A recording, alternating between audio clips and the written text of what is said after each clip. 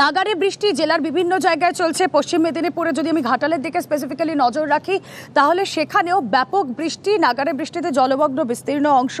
নতুন করে জলস্তর বাড়েনি শিলাবতীর দুশ্চিন্তায় ঘাটালের জলবন্দী বাসিন্দারা। কথা বলবো, সুকান্ত চক্রবর্তী প্রতিনিধি রয়েছেন আমাদের সঙ্গে। সুকান্ত, বর্ষা এখনো সেভাবে শুরুই হয়নি, বর্ষার এই শুরুতে যে বিক্ষিপ্ত বৃষ্টি হয়েছে তাতেই ঘাটালের যা পরিস্থিতি, আগামী দিনে বৃষ্টি যখন বাড়বে তখন কি করবেন স্থানীয় মানুষজন? কি ব্যবস্থা প্রশাসনের তরফে?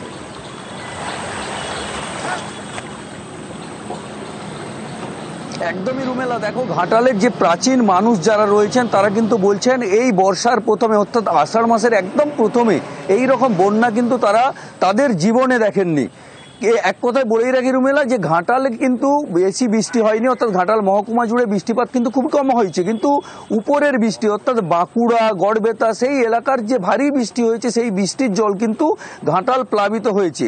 আর আজ সকাল থেকে কিন্তু আকাশের মুখভার এবং ঘাটালে বৃষ্টি চলছে, যার ফলে কিন্তু ঘাটালের বানভাসী এলাকার মানুষ তাদের কিন্তু দুশ্চিন্তায় পড়েছেন যে দুর্ভোগ আরও কতদিন যাবে। কারণ তুমি জানো রুমেলা, তুমি নিজেও এসে ঘাটালের বন্যা কভারেজ করে গিয়েছো, সেক্ষেত্রে ঘাটালের যে পরিস্থিতি, যে গামলার মতো এলাকা সেখানে জল জমে যায়, সেই এলাকায় কিন্তু জল বেরোতে বেশ কিছুদিন সময় লাগে।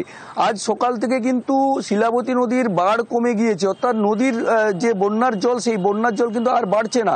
কিন্তু তারপরে এই যে দুর্যোগ অর্থাৎ বৃষ্টি হচ্ছে, এতে কিন্তু দুশ্চিন্তা বাড়াচ্ছে ঘাটালবাসী, কারণ আরও বেশ কিছুদিন এই দুর্ভোগ কাটাতে হবে বলে তারা দাবি করছেন। এখনো পর্যন্ত ঘাটাল শহর এবং গ্রামীণ বিস্তীর্ণ এলাকা কিন্তু প্লাবিত রয়েছে। আর এই নিয়ে কিন্তু জেলা প্রশাসন থেকে মহকুমা প্রশাসনের আধিকারিকেরা তারা একাধিকবার বৈঠক করছেন। এলাকায় এলাকায় পানীয় জল এবং শুকনো খাবার খিচুড়ি দেওয়া হচ্ছে। এবং আজকেই ঘাটালে আসছেন মন্ত্রী মানস রঞ্জন ভূঁইয়া। এখন তিনি ঘাটাল মহকুমা শাসকের দপ্তরে একটি প্রশাসনিক বৈঠক করছেন। এরপরই তিনি কিন্তু ঘাটালের বন্যা কবলিত এলাকা পরিদর্শনে যাবেন। রুমেলা, একেবারে সেই ছবি আপনাদের সামনে আমরা তুলে ধরলাম। জলমগ্ন ঘাটাল, কি বলছেন সেখানকার মানুষজন শুনবো।